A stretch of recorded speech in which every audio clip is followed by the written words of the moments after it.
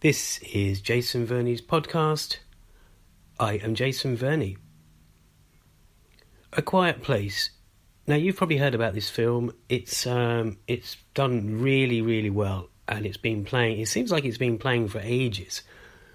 And I was in two minds whether I should go and see this film. I tried to see a lot of films, and anyone who might see me on or see my posts on Instagram, Twitter, Facebook, and what have you, or even on my website, miniminimovie.com, will perhaps know that I catch a lot of films. And when I saw this, people were talking about, my friends were talking about it, I was kind of avoiding the film, partly because it's a horror. It wasn't, I deliberately didn't watch the trailer, or at least I don't recall watching a trailer. And the pictures I was seeing for it just reminded me, I don't know, they didn't really do much more than a horror might do to me, to make me want to see it or to make it original. It's really difficult to be original, and perhaps that's why the horror genre, much of the time, not all the time, it doesn't appeal to me. That said, there's many good horror films I do like, but I'm just saying that's perhaps one of the reasons. I want to talk about the build-up to me seeing the film, but also to the build-up as in the marketing and what I saw around. Now, first of all, I mean, my local Lexi Cinema, which is actually not where I caught this, I almost saw it there, but they were doing a popcorn-free edition. In other words, they were doing screenings of popcorn-free. Now, I guess the idea was that because it's a quiet place, the audience has got to be quiet as well, no rustling, which should be the rule a lot of the time, but hey. And I'm sure other cinemas were doing similar things, as long as they could still sell their products. So that was one of the things. Also, I noticed very recently, actually, it was after I saw the film, a little poster at another cinema local to me that mentioned the family members that there are, that this is a film involving these family members, this amount of family members, 4, I believe it said. Well, I know it said 4. And that I'm not one to spoil, to give spoilers really. I'm not one to spoil films, and even for myself, I don't want to spoil films, and that's why often I don't see the trailer.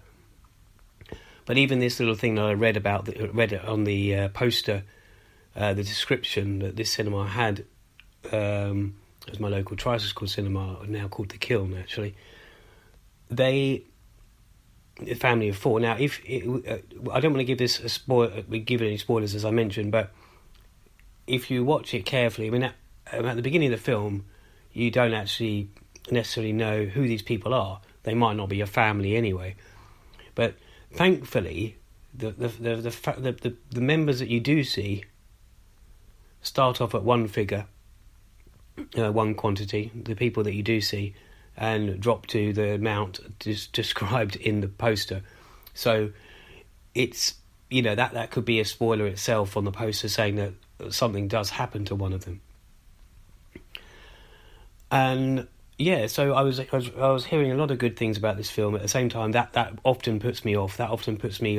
It's like, just to give probably a bad example, because if you're not a Star Wars fan like myself, I'm not really a Star Wars person. I'm not really a superhero fan anymore. And the more I hear about something, the more I get dissuaded. It's not really something that appeals to me. I then saw a trailer again. I think I was in a cinema and I saw a trailer for The Quiet Place, and I thought, well, people have been talking about this. Actually, the premise does look good. At the same time, I thought I'd give it a try. I'm not going to just be negative about something I haven't seen and just not take a chance.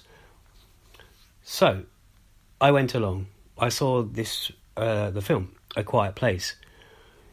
I should probably note at this point, for any people that don't really know or maybe don't care to know, so apologies for that. The film is actually directed by John Krasinski.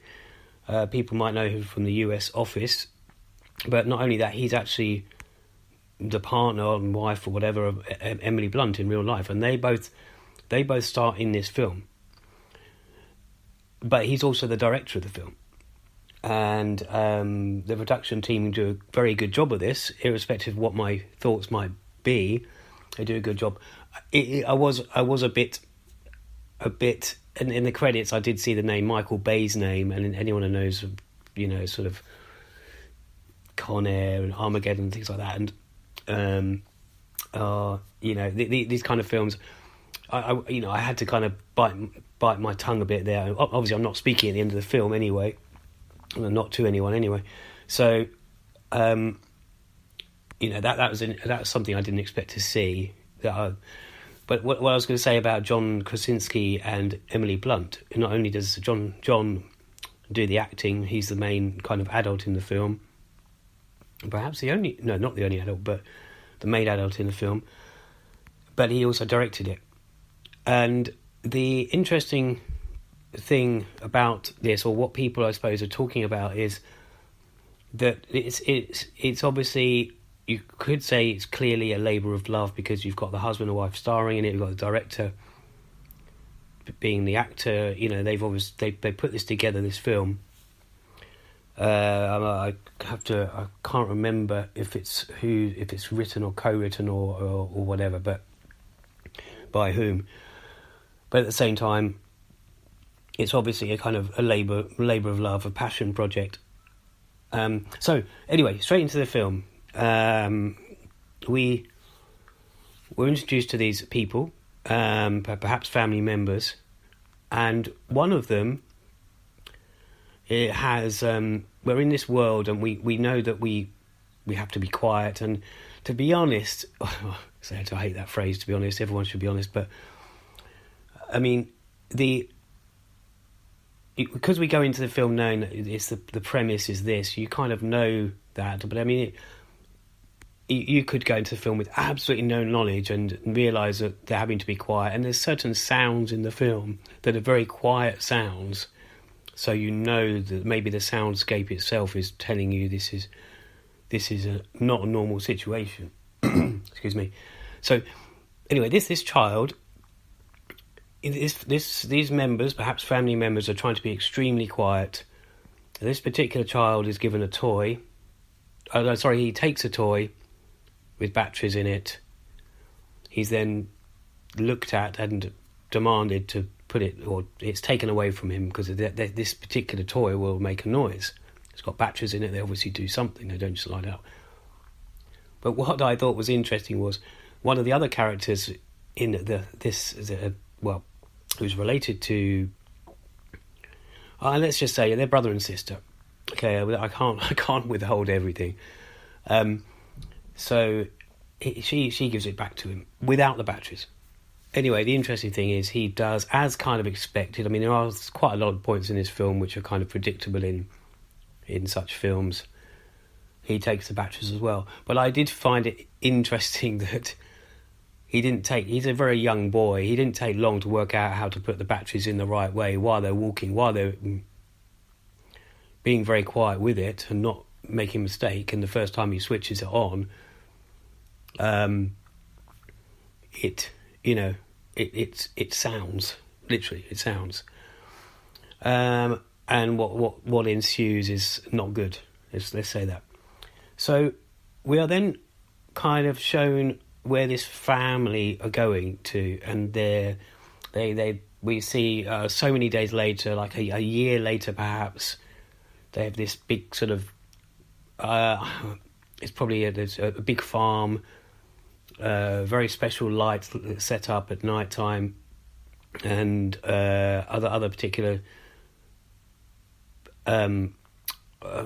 emblems, I suppose, or things that are used in the film. A very high building that's lit at night, and but one thing I need to say there is that when we see this place that they are going to be living at, as I say, we're introduced to this farm, this place. It's almost a year later from when that incident with the toy and it sounds and something terrible happens. It's a year. Now, I was thinking to myself, because not long after this, we were also shown that Emily Blunt's character is, if we didn't see already, is she's pregnant. And I did wonder to myself, I was thinking, well, if they lost this boy, or their son, obviously accidents happen in the bedroom or or outside the bedroom. These things happen, and perhaps they wanted this child. But I did think to myself, I can't help but play devil's advocate or look at things from the other side, or from another way round. That, surely if this is a situation where this world, people can't make any sound for reasons I will elaborate on later, then would they bring a baby into the world? But at the same time, are they replacing the child they lost? Or, why shouldn't they have another baby? But I did just briefly think about that. So we are then in this very big farmhouse kind of crop place, and crops and vegetables and all this kind of stuff. But it's very clear throughout this build-up, throughout this setup, we're shown the family being ever so quiet. There's barely any dialogue in this film. There is a little bit, but there's barely any in this film. And this family have perhaps survived because they've mastered this being silent and being as quiet as they possibly can. Due to, and now this is where I'll tell you, there's some sort of alien force or forces or alien creatures that respond to sound. Now that's pretty obvious to any of you who know this already, but I just wanted to introduce it there. And interesting enough, I suppose you could say that the daughter is the daughter, who is a very good actress in this. She is actually deaf. Pretty much, I think she's completely deaf. Now you again, as from a negative side, you could say, well, that's typical that she's deaf. It's typical that the woman's pregnant. There's all these things that are just shouldn't be happening. You have to place these things in to make a bit of tension. But also, you could also say that no, it's justification that she's deaf. That shows you that how much this family have survived, maybe compared to any other survivors out there, because they've had to deal with, they've mastered many aspects of being quiet for their daughter, and vice versa for her being quiet, and doing sign language with each other. So that's how they kind of survived. The dad, you see later that he's fixing hearing aids for her to get a better one, and lots of things are introduced bit by bit throughout the film. The interesting thing I would also say, these creatures that we barely see when we do, it's very quick until later on, of course, like a lot of this genre of film, something quick happens in the background, then later on, it becomes more significant, you're allowed to see what it is. But when these creatures, there's actually, it's not like there's a whole planet of these creatures that have killed everybody, and invaded and killed. There's actually perhaps, I'm not going to give too much away, but perhaps around a handful of these that are just controlling everyone because they can hear everything. And if you think about this, let's just say there's I don't know, 3 creatures in the whole world, but they had the most amazing hearing possible. Then it wouldn't matter if they were on your farm or if they were perhaps in another part of the country, another part of the world. If they had hypersensitive hearing, it wouldn't really matter if there was just 3 you could say 3 in the world or 3 in that part of the world, because they would hear. So it's quite interesting that comes about, that there's kind of signs on their kind of hideout, what they found out about these creatures. When I say signs, that was a deliberate word I used, because parts of this film could remind you of the film Signs. M. Night Shyamalan, I can never say his surname properly, all these years later. But the film Signs, I mean, the fact that they hide in the basement, the fact that there's something that one of these people in the family has that kind of can help rid of these aliens, even if temporarily. That reminded me of Signs with maybe with the scenes with the water dotted around, and even without Signs. Actually, no, with Signs, because the crops reminded me of. So I say crops, I probably mean corn. The Children of the Corn, the film, but also Signs. There's something about having these corn fields in horror movies that always has worked. They're tall things, things run through them. It's probably how I think it's in one of the Jurassic Park films. But it's in Forrest Gump, so you can't really say that this is always horror. But crops, whether it's crop circles, whether it's cornfields, high corn, sort of, Children of the Corn, these things. But because of these aspects, it as much as I thought that the film was very, very good, I still couldn't help but think, all these things have been planted there. It's a horror film. We must have this. We must have this. And it's a shame that with all this kind of knowledge they've built all this time, there had to be some use of a shotgun. Now, I'm not saying if you were faced with some creature that was going to kill you or kill your family, you shouldn't use a gun. But it was just the fact that I wish we could find this way around without a film having to have that in. But again, that's just my feelings on guns, and I know it's fiction and whatever, but so all these little things are put in the film to, of course, to make it work. And although people might say it's very unique, it's people who say it's intelligent. It's intelligent because you're not, this conversation. You're not having shooting. You're not having constant shooting. You're not having these things. For a start, you're having to watch it in silence. Well, almost silence a lot of the time. And it's just, the one thing the film has that is probably very obviously different to other films is the fact that they can't talk, they can't make a sound. They can't make a sound is the main thing. The fact that you've got a risk of aliens attacking you if you do something wrong, like War of the Worlds, if you move, or there's the fact that they have a family that's probably the synopsis, the premise is kind of they have to not make a sound, otherwise they will be dead, basically. I will mention, I'll just go back to the detail regarding the mother, Emily Blunt. She's pregnant, and of course that deliberately is there. Imagine when a baby's born, it's not going to be quiet. Not only that, imagine the woman having the baby, giving birth. That's not going to be quiet either. But it does. This film does it all very well, and this.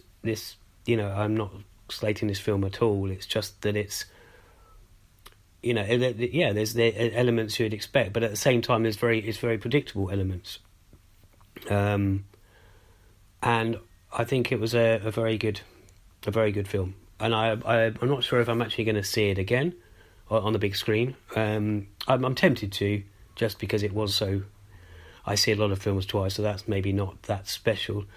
I will say also the scenery, the layout of what this family have put together. I mean, they've had time. They've mastered this. They've had plenty of experience of these creatures and what have you. It's interesting as well. They're living on this farm. They're eating pretty much vegetables, and that's it. And that's obviously a good thing.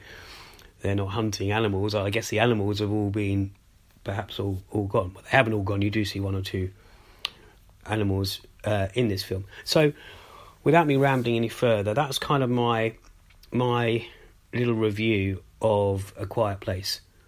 And if you catch it, that's brilliant. And if you don't, then fair enough. It might not be your thing, as I thought it wasn't my thing.